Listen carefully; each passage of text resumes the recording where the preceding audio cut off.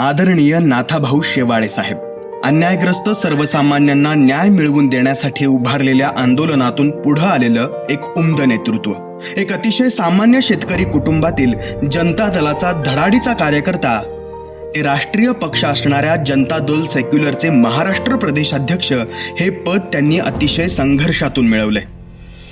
त्यांची पदं मोठी होत गेली, पण त्यांच्यातली माणुसकी, सर्वसामान्यांसाठी धडपडण्याची वृत्ती आजही तीच आहे. विचार आणि पक्ष यावरील त्यांची निष्ठा कधीच ठळत नाही. नरिमन पॉइंट सारख्या विधान भवन परिसरात नाथाभाऊंचं भलं मोठं पक्ष कार्यालय आहे.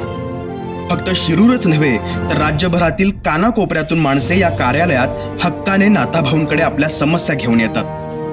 सतत माणसांची रीघ असते. त्या परिसरात आलेला भाऊंचं पुसटचं नाव माहीत असलेला माणूस देखील कार्यालयात सहज विसावून जातो.